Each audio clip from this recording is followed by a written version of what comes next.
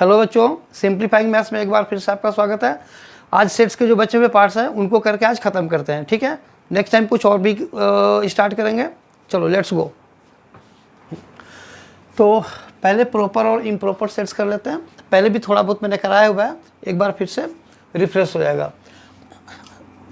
Suppose A equal to, अगर ए B सी, ठीक है, ये एक सेट है, तो मैंने क्या बताया था, जो सबसेट्स होंगे इसके वो क्या होगा। So subsets of A equal to, इसमें 3 लेटर्स हैं, यानी कि 3 एलिमेंट है, तो एक का एलिमेंट, फिर 2 का ग्रुप, फिर 3 का ग्रुप। तो पहले सिंगल का बनेगा, देखो जैसे ए हो गया ये, फिर बी हो गया, फिर सी हो गया, फिर 2 का ग्रुप बनाओ तो ए बी हो गया, फिर बी सी हो गया, और फिर सी ए हो गया। डबल का ग्रुप हो गया, फिर ट्रिपल का एक ग्रुप बनेगा, ए बी और सी, ओके, ठीक है, ये हो गया। और फिर एक लास्ट में ये 5 होता है।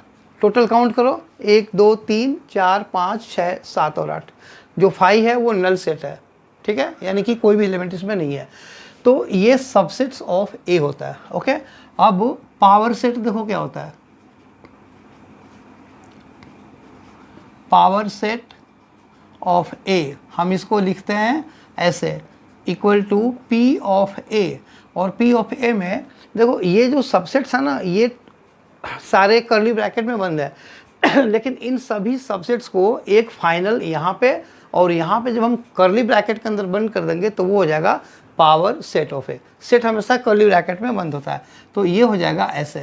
ये देखो, ए हो गया, फिर बी हो गया, फिर सी हो गया, फिर अब ए बी, फिर बी सी, फिर सी ए, फिर ए बी सी, और फिर 5, और फिर एंड में इससे क्लोज। ये हो गया हमारा पावर सेट, ठीक है। अब देखो इसमें क्या क्या आता है, नंबर ऑफ सबसेट्स। तो नंबर ऑफ सबसेट का मतलब कि ये जो 8 एलिमेंट्स है ना, ये, so this is 2 to the power n। तो इस केस में जो n की वैल्यू है वो कितनी है, 3 है, n इक्वल टू 3। तो जो नंबर ऑफ सबसेट्स होगा वो 2 to the power 3 equal to, ये हो जाएगा 8, ठीक है। अब इसमें देखो प्रॉपर सेट क्या होता है। प्रॉपर सेट, ठीक है, ये इसमें क्या क्या होते हैं। तो प्रॉपर सेट में जो जैसे 3 एलिमेंट वाला पार्ट यहाँ पे है ना, तो इसको छोड़ करके बाकी जितने भी है ना, हम उसको प्रॉपर सेट बोलते हैं, ठीक है ना, या प्रॉपर सबसेट्स, ओके। तो सबसेट हो जाएगा ये proper subsets equal to all sets except A B C, यानी कि ये वाला जो है उसको छोड़ करके। तो ये हो जाएगा ए, ओके, फिर बी हो जाएगा, फिर ये सी हो जाएगा, फिर ए बी, बी सी, फिर सी ए और 5, ठीक है। ये सारा हो गया प्रॉपर सबसेट्स, ओके। अब इम्प्रॉपर क्या हो गया, improper subsets, subset is equal to जो इक्वल वाला पार्ट है, यानी कि ए बी और सी, ठीक है, ये हो गया। तो नंबर अगर हमें निकालना हो तो जो प्रॉपर सबसेट्स होता है वो कितना होगा, वो हो जाएगा 7, ठीक है। So number of proper subset is equal to 2 to the power n minus 1, यानी कि 2 टू द पावर 3 माइनस 1, यानी कि 7, ठीक है। और जो नंबर ऑफ इम्प्रॉपर सबसेट है इज इक्वल टू जस्ट 1। ये जो इम्प्रॉपर सबसेट होगा ना वो हमेशा ही 1 होगा, क्योंकि अगर मान लो ये 4 वाला होता, 4 वाला, तो टोटल कितना हो जाएगा, 2 to the power 4 16 number of subsets हो जाएंगे, तो 2 टू द पावर 4 -1 यानी कि 15 प्रॉपर सबसेट्स हो जाएंगे, ठीक है ना। और बाकी के सारा क्या हो जाएगा तुम्हारा इम्प्रॉपर सेट, ठीक है ना, इम्प्रॉपर सबसेट।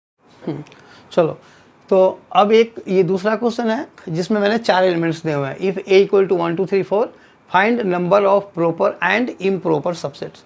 तो कैसे करेंगे, here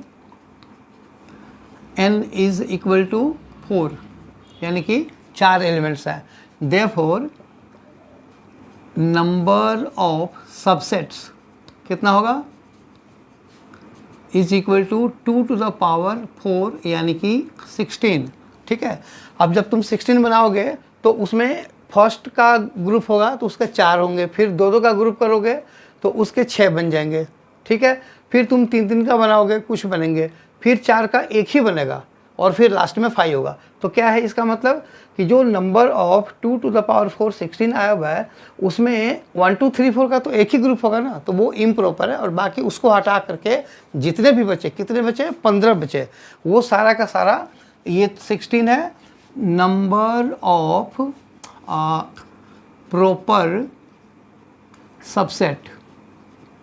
number of proper subsets is equal to 2 to the power 4 -1 यानी कि 16 -1 यानी कि 15, और नंबर ऑफ इम्प्रॉपर सबसेट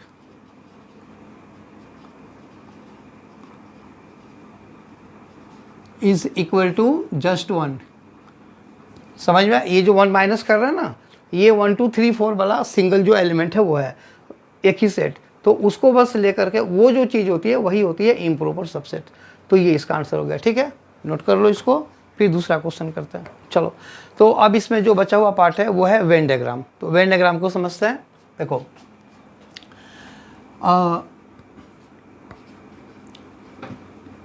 में पहला है, जैसे ये अगर A है, ये अगर B है, ध्यान से देखो, यहाँ पे A है, ये B है, तो A और B में ये वाला जो पार्ट है ना वो दोनों में कॉमन है, तो इसको मैं सेट कर देता हूँ, ठीक है ना। ये देखो, ये मैंने शेडिंग कर दिया, ठीक है। अब हम इसे क्या बोलते हैं, A इंटरसेक्शन B, पता है ना, A इंटरसेक्शन B मतलब कि जो दोनों में कॉमन हो।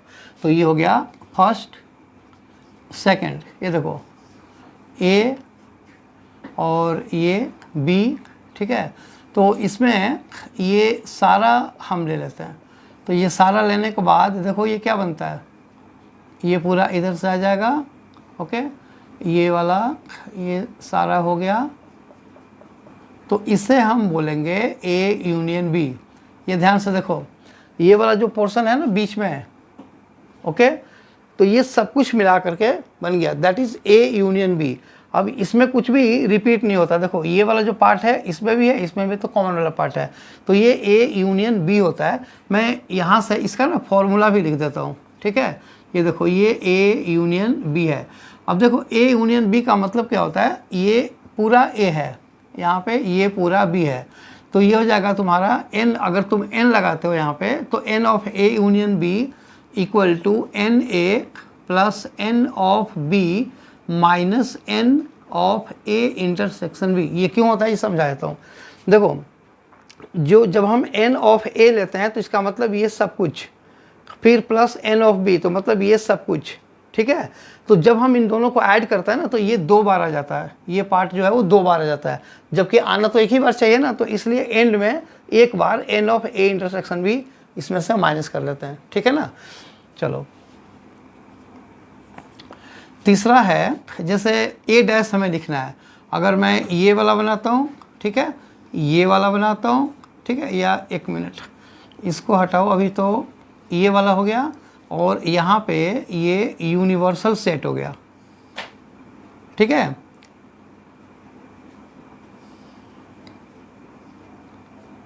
चलो, ये हो गया यूनिवर्सल सेट और ये हो गया A। अब अगर मैं इसको सेट करूं, ये वाला पोर्शन, तो इस पोर्शन को हम क्या बोलेंगे,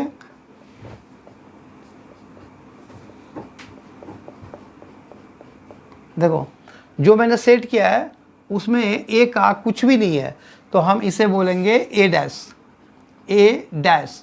यानी कि नॉट ए, यानी कि यूनिवर्सल सेट माइनस ए। याद आया, मैंने जब सेट्स का पहला जो सेशन कराया था उसमें ये सारी चीज़ें मैंने कराई हुई थी। ए डैश का मतलब होता है नॉट ए।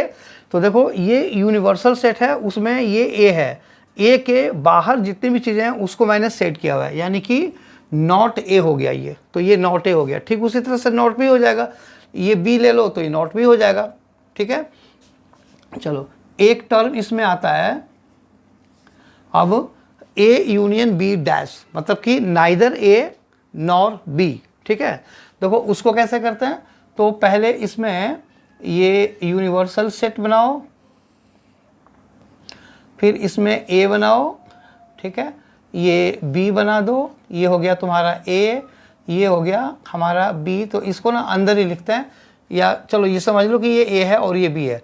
हमें लिखना है नाइदर ए नॉर बी, तो जो शेडिंग होगी ना वो फिर से बाहर की तरफ होगी। देखो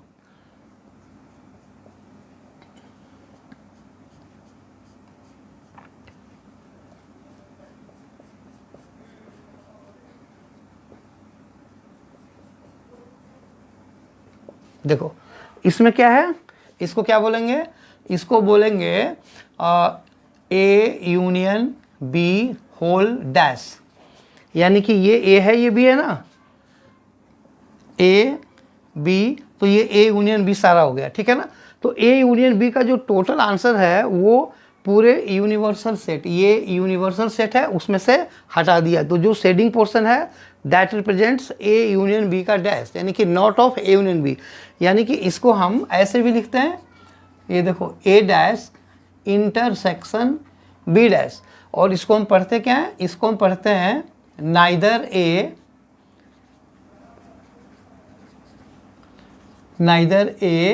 नॉर बी, यानी कि ना तो हमें ए चाहिए और ना ही हमें बी चाहिए। तो क्या होता है, ए और बी का जो कॉम्बिनेशन है total that is A union B, हम उसको यू यानी कि यूनिवर्सल सेट से हटा देते हैं। तो ये तुम्हारा हो गया ये वाला पार्ट। ठीक है, अब चलो अब आगे करते हैं।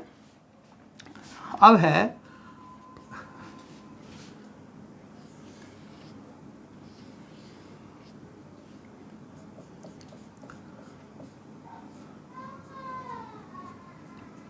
चलो ये मैंने बनाया सिर्फ, ये ए है और ये बी है, तो जो मैंने शेडिंग किया हुआ है वो किस चीज़ को रिप्रेजेंट कर रहा है, ध्यान से देखो किस चीज़ को, यानी कि जो मैंने सेट किया है ना वो ए में तो है, लेकिन ये जो इंटरसेक्शन वाला पार्ट है मैंने उसको सेट नहीं किया हुआ है, यानी कि इस चीज़ को हम क्या बोलेंगे, ओनली ए, यानी कि सिर्फ ए को रिप्रेजेंट करता है। ये वाला जो चीज़ है ना वो बी में भी है, ए में भी है थोड़ा सा पार्ट, बी में भी कॉमन है, तो वो कॉमन को हटा करके जो सेट किया हुआ है हम इसको बोलते हैं ओनली ए। ठीक है, और लिखते कैसे हैं, दिस इज ओनली ए। ठीक है ना, और इसका आंसर होता है A minus of A intersection B. ध्यान से देखो, ए में से यानी कि पूरे में से ये वाला पार्ट जो है उसको हटा दिया, यानी कि ए इंटरसेक्शन बी यानी कि जो कॉमन पार्ट हटा दिया, तो दिस इज कॉल्ड ओनली ए। अगर तुम इसको ए माइनस बी लिखोगे उसका भी सेम मीनिंग होता है, ए में से ए और बी का जो कॉमन पार्ट है यानी कि बी का जो कॉमन पार्ट है वो यही है ना, इससे तो कोई मतलब है नहीं, तो ए माइनस ए इंटरसेक्शन बी वैसे मैथमेटिकली लिखा जाता है, बट अगर तुम ए माइनस बी भी बोलोगे तो सेम ही आंसर होगा। तो ये हो गया A minus A intersection B, that is only A. Sixth, अब ये वाला फिगर ले लो और शेडिंग मैं ये वाला कर देता हूँ। अब देखो ये वाला तुम्हारा शेड हो गया,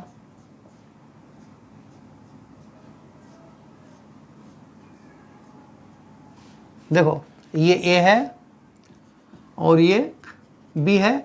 अब ये किस चीज़ को रिप्रेजेंट करेगा, अब ये हो गया ओनली बी। देखो बी में से ये वाला पार्ट यानी कि जो इंटरसेक्शन वाला पार्ट है वो हटा दिया मैंने, वो हटा दिया तो क्या बचा, सिर्फ बी बचा ना, तो ओनली बी हो गया ये।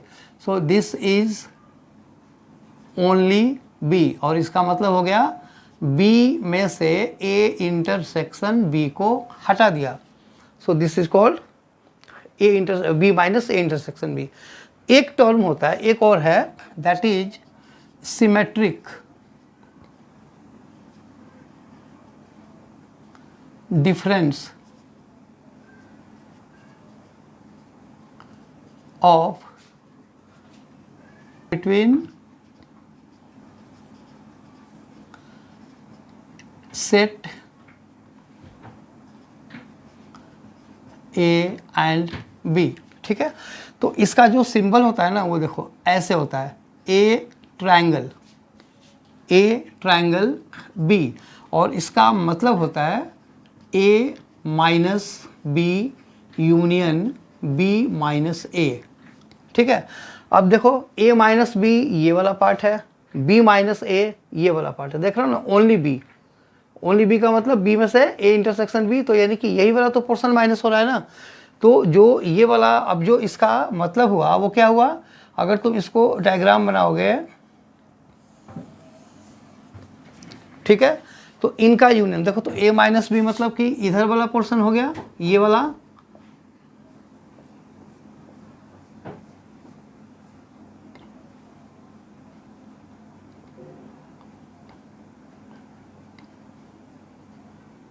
ठीक है, ये हो गया a माइनस बी वाला पार्ट। ठीक है ना, और इधर वाला जो पार्ट है वो हो गया b माइनस ए वाला।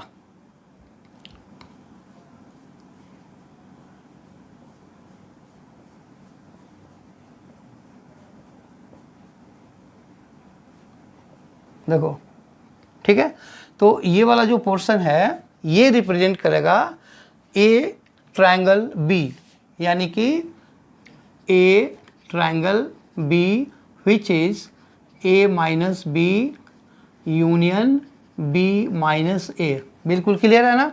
देखो बीच वाला पार्ट छोड़ दिया, ये वाला जो पार्ट है, ये वाला जो पार्ट है वो कौन सा पार्ट है, ये ए माइनस बी का पार्ट है और ये बी माइनस ए का पार्ट है ना, ए माइनस बी। ओके, तो इन दोनों का जो यूनियन है वो होता है symmetric difference between set A and B, and उसका जो सिंबल है वो ये ट्रायंगल टाइप का होता है। तो ए ट्रायंगल बी का मतलब A minus B union B minus A. समझ में आया। तो इसमें एक मुझे और बताना है फॉर्मूला, चलो इसको पहले स्क्रीनशॉट ले लो, नेक्स्ट पेज पे बता देता हूँ। चलो एक और है जो combination of A B and C, तो उसके बारे में भी समझ लो। देखो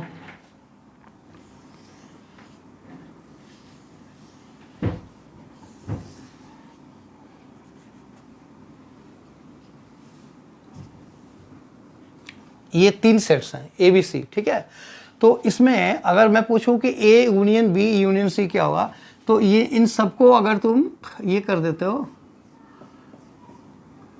तो ये हो जाएगा ए यूनियन बी यूनियन सी।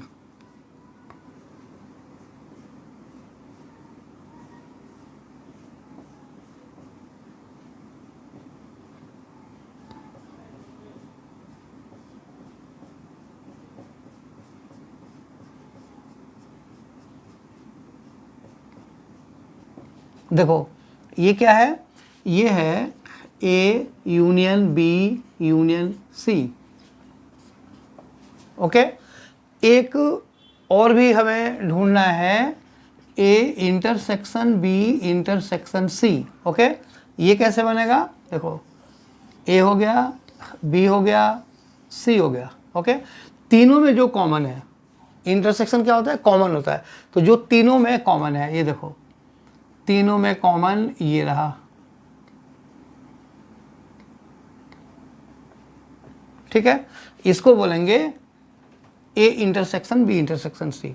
ठीक है, ये वाला चीज। ओके, अब देखो इसका एक फॉर्मूला होता है, मैं उसको भी लिख देता हूँ, लेकिन फॉर्मूले मुझे 2 लिखना है। एक लिखना है N of A union B, जो अभी भी मैंने लिखा था। So n of A union B का क्या मतलब होता है, देखो पहले क्वेश्चन समझो। मान लो किसी क्लास में 40 स्टूडेंट्स हैं, उसमें से 40 में से 30 बच्चे फुटबॉल खेलते हैं और 20 बच्चे सपोज हॉकी खेलते हैं। ठीक है ना, तो मिला करके कितने हो गए, 50 हो गए। लेकिन तुम्हारे क्लास में बच्चे तो 40 ही है ना, तो वो 50 कैसे हो गए। इसका मतलब ये हुआ कि 10 बच्चे ऐसे हैं जो दोनों ही गेम खेलते हैं, उनको हमने एज ए फुटबॉल प्लेयर भी काउंट कर लिया। ठीक है, और उनको हॉकी प्लेयर भी हमने काउंट कर लिया। तो देखो उसका जो N of A union B है, अभी वेन डायग्राम में भी मैंने बताया था ये चीज़, तो ये हो गया N A plus N of B minus N of A intersection B. अब ये होता कैसे, देखो ये हो गया और ये हो गया। क्या बताया था कि जब हम n ऑफ, ये मान लो a है और ये b है, तो जब हम a लेते हैं तो ये सब कुछ लेते हैं यहाँ तक, फिर जब प्लस b करते हैं तो ये फिर से ऐड होता है, तो फिर से ऐड होता है, तो ये वाला जो पार्ट है ना, यही वो पार्ट है जो दोनों में कॉमन है, यानी कि NA। अब इस फिगर से समझो, सपोज A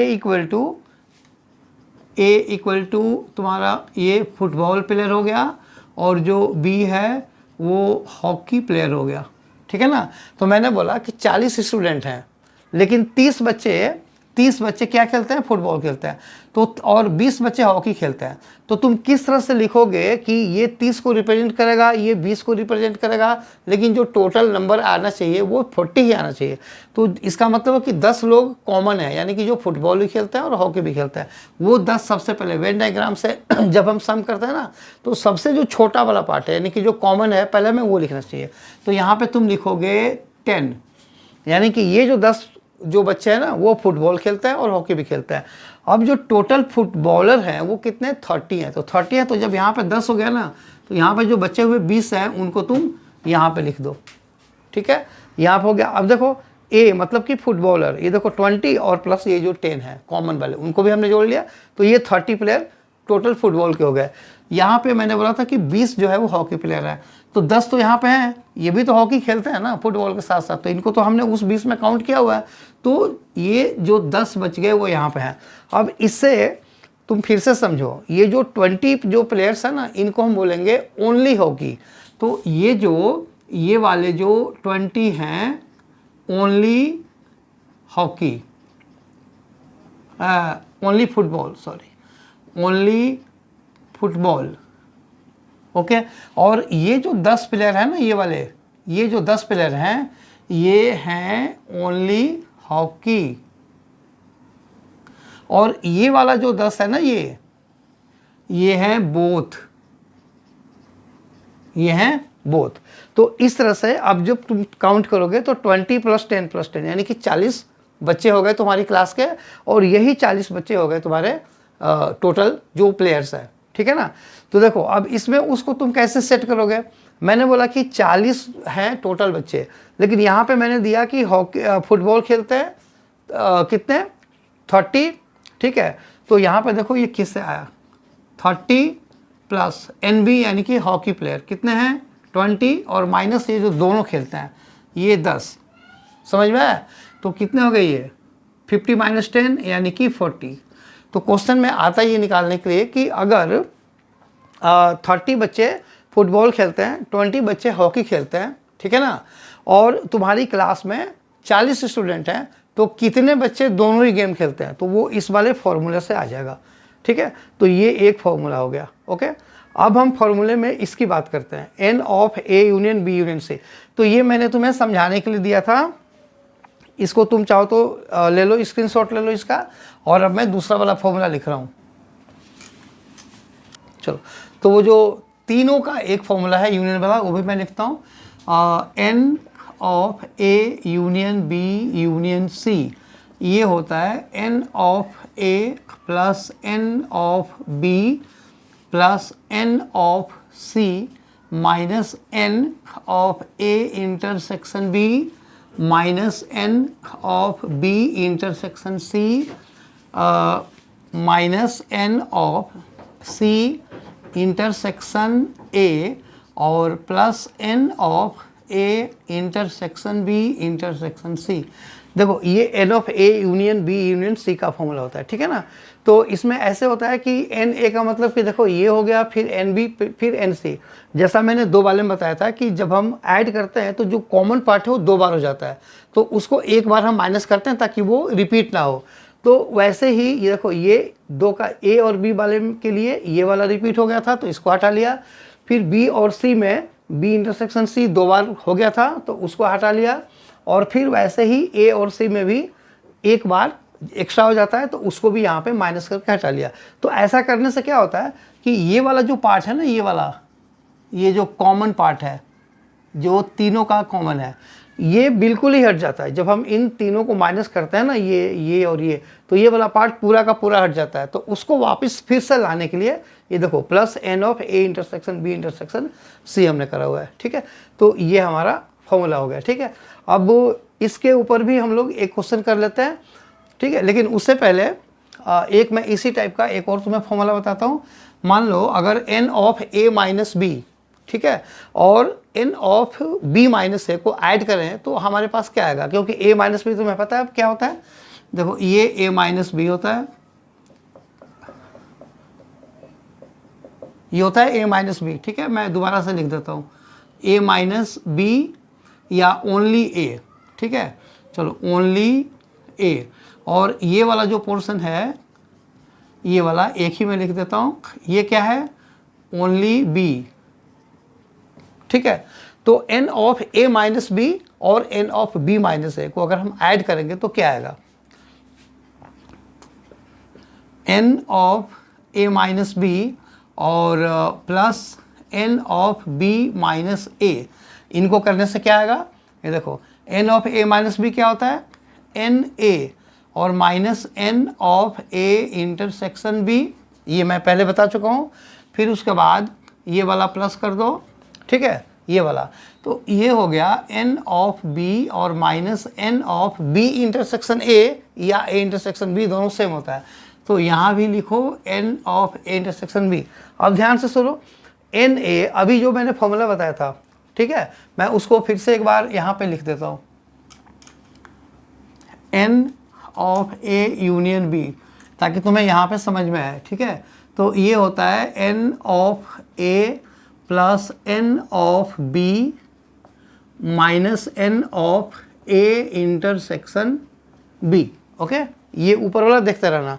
अब बताओ अगर मैं इन तीनों को एक साथ क्लब कर दूं तो इसका आंसर क्या आएगा, इसका आंसर आएगा equal to N of A union B. ये देखो N of A union B, और उसके बाद क्या बचा, माइनस ये वाला एक्स्ट्रा बचा, तो minus N of A intersection B. तो ध्यान से देखो, यानी कि N of A minus B plus N of B minus A का आंसर ये हो गया, N of A union B minus N of A intersection B, ठीक है। तो ये भी एक फॉर्मूला है, इसको दिमाग में रखना, ठीक है। चलो इसका स्क्रीनशॉट ले लो। चलो ये क्वेश्चन करते हैं। देखो इसमें क्या दिया हुआ है, if in a set A and B N of A equal to 20, यानी कि number of elements in A is 20, N of A union B is 42। A union B का मतलब आइदर ए और बी या एटलीस्ट ए और बी, इन दोनों को हम यूनियन बोलते हैं, ठीक है ना। फिर दिया हुआ है कि N of A intersection B equal to 4, यानी कि number of common elements in both A and B is 4, यानी कि ए और बी में जो कॉमन एलिमेंट्स है, यानी कि जो ए में भी है और बी में भी है, वो 4 है। हमें देखो क्या क्या निकालना है, हमें एन बी निकालना है, फिर N of A minus B निकालना है और N of B minus A निकालना है। तो जो मैंने फॉर्मूले बताए हम उसके हिसाब से करेंगे। तो देखो जब हमें N of A union B दिया हुआ है तो ओरिजिनल जो बेसिक फॉर्मूला है वो यही है, N of A union B का क्या बताया था, यहाँ पे ऐसे लिखोगे, since N of A union B is equal to N of A plus N of B minus N of A intersection B, ऐसे। तो पहले फॉर्मूला लिख लो और इनमें जो पता है वो पुट करते जाओ, जो नहीं पता वो शिफ्ट करके निकल जाएगा। So this implies now N of A union B 42 दिया हुआ है, तो यहाँ पे 42 equal to N of A, देखो उसमें कहीं पे दिया हुआ है, ये रहा, एन ऑफ ए 20 दिया हुआ है, एन ऑफ बी हमें निकालना है तो इसको एन ऑफ बी ही लिखो, और minus N of A intersection B equal to 4 दिया हुआ है, तो यहाँ पे 4 लिखो। अब देखो इसमें क्या आ जाएगा, सो 42 implies 42 equal to n of b 20 minus 4 is plus 16. So this implies n b निकालने के लिए 16 को इधर शिफ्ट करोगे, so n of b is equal to 42 और माइनस 16 इज इक्वल टू 26। तो ये आंसर हो गया हमारा n ऑफ b का, जो फर्स्ट पार्ट बोला हुआ है, ठीक है। Okay, now second part. अब देखो सेकेंड पार्ट में पूछा हुआ है N of A minus B, इसका भी फॉर्मूला बताया हुआ है, फिगर से बताया हुआ है ये डायग्राम से भी समझ लो, ठीक है। ओके, तो n of a minus B का मतलब क्या हुआ, a में से a इंटरसेक्शन b को हटाना, यानी कि हमें सिर्फ ये वाला निकालना। ये देखो, ठीक है। और n of a union b में क्या निकालना था, n of a union b में हमें ये सब कुछ निकालना था, ये देखो, ठीक है। और ये है हमारा n of a minus b, तो क्या लिखेंगे, since n of a minus b is equal to n of a minus n of a intersection b, यानी कि a में से ये जो पार्ट है ना a इंटरसेक्शन b वो हट गया। सो इम्प्लाइज, अब n of a minus b तो निकालना है ना, तो ये हटाओ, इक्वल टू ये ऐसे ही लेफ्ट भी रहेगा, n ऑफ a कितना है 20, n of a intersection b कितना है 4, तो कितना आ जाएगा ये 16। ये आंसर हो गया तुम्हारे सेकेंड पार्ट का। अब थर्ड पार्ट पे चलते हैं। थर्ड पार्ट क्या है, थर्ड पार्ट है n of b minus a, तो n of b minus a is equal to n of b minus n of a intersection b, यानी कि ये इसका फिगर ये वाला हो गया, ये देखो,